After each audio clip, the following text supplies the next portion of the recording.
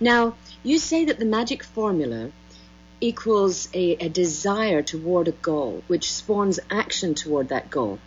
Continuous desire is the fuel. Daily action is the fire. And without these two operative functions, desires are scattered, actions are unfocused, and not much happens. With them, anything is achievable. And devotion is the continuous flow of desire towards an object or goal. I'd like to jump into this a little bit because I found it very useful to have read this in your teachings, that without the desire, the meditation can fall away. The devotion has to be there. Yes, that's right, it does. And it is brought up very early in the free online lessons, as you know. Yes. In about the second or third lesson, even before we talk about deep meditation. And the reason is because why would we come to meditate? We have to have a desire, right? We have to have a feeling that, gee, I would like to do something either to improve my life, which maybe is not so good in some areas, and I want to do something about that, or to make my life even better than it is already if it happens to be very good in the present. So either way, it's going to take some kind of an impulse coming from within us that is expressed as a desire. And then to keep up practices, particularly through all the ups and downs that happen in our life, and our practices aren't going to be joyous all the time. I wouldn't say that because sometimes you'll sit down and meditate and it'll be, where are these thoughts coming from? The mantra just, it's almost a chore to do it. And it's really our desire that pulls us through the daily routine in our practices. So that's why it's brought up first.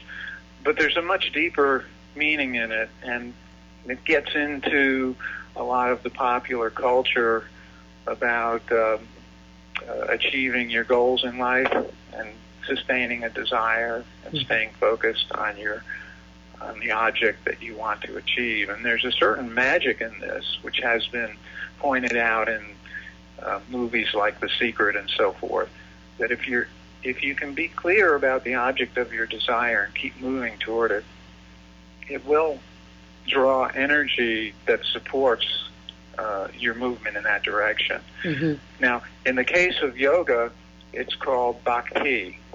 Devotion, spiritual devotion is called bhakti. Mm-hmm. And in that case, the object can be something very personal. It can be a religious icon or a personal belief, a spiritual belief, or it can just be a desire to be happy.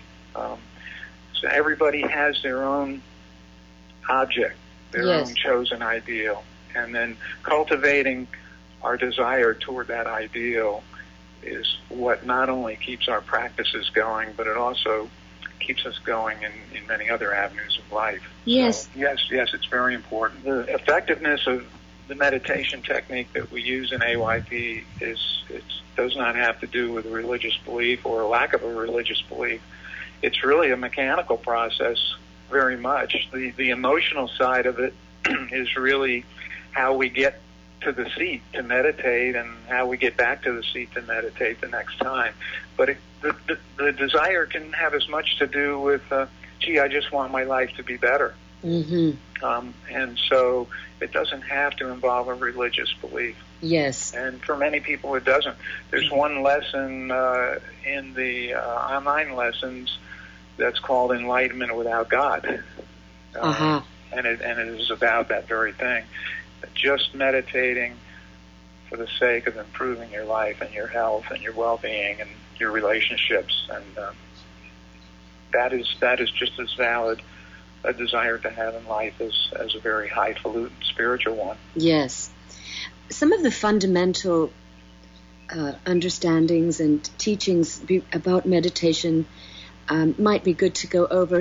Simply, one of the teachings that I read on aypsite.org, which really helped me actually a lot, was the importance to meditate before eating and not after a meal. A simple thing like that made such a profound difference on my meditation, which I never knew before. Yeah, it's just simple biology, really, because when you're sitting to meditate, you're slowing down your metabolism and all your neurobiological functioning. And if you've just eaten a big meal or even a small meal, you'll be competing with the process of digestion. Yes. To do that. And obviously, going in two directions at once with the biology, there's going to be some conflict there. So, what we typically advise is to meditate before the morning meal and before the evening meal, which doesn't mean, some people, when they get up in the morning, they can't do anything if they don't at least have a glass of juice or a snack or something, and that's fine. What you don't want to do is bog down your system with a lot of food, because it will just compete with your nervous system wanting to settle down. Yes. So, it's very logical. Now, let's another fundamental thing that I think we should just put out there is about the posture in sitting. I like to sit with my back supported. I know some teachings talk about, sitting up straight and not having any support, but what do you feel? Well, I go for comfort, and that's what I recommend. It's fine to sit with back support. We do want to stay, we don't want to do it lying down if we can avoid that. Of course, if we're sick and we just have to be lying down, that's fine to meditate that way. Yes. But there will be a tendency to go to sleep if we're lying down, and if we're sick, that may be just what we need. But as a normal, everyday routine, we'd like to have the body more or less up. It doesn't have to be rigid, vertical, like a rock type of a posture. You can sit in a comfortable chair, whatever your comfortable chair is, or sit on the bed and lean against the pillows, which is how I like to do it. Uh-huh. And legs can be out straight, or later on we get into some instructions about crossing legs and some of the benefits that can be gotten from that. But crossing legs is not a prerequisite for progress in this, and in fact, even in more advanced stages, crossing legs is not a prerequisite for gaining the benefits of all the additional practices that we have in this system. Mm-hmm. So, I'm with you. For comfort. Yeah. And sometimes, as you've said, and as we know, that when we meditate, we may be in an airport or in a taxi or driving somewhere, to make sure we get that time in. And so we can't always be so picky about how we meditate. That's right. You can meditate anywhere. You can meditate in a noisy waiting room, or on an airplane, or in a car.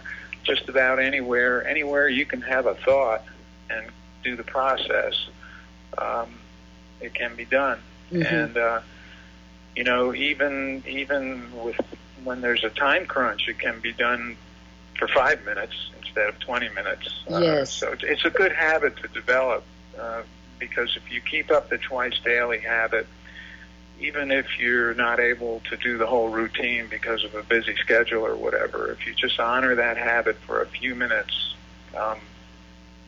then you'll have it. And then when the schedule frees up, you can do your full routine in the comfort of your regular meditation place, wherever that happens to be.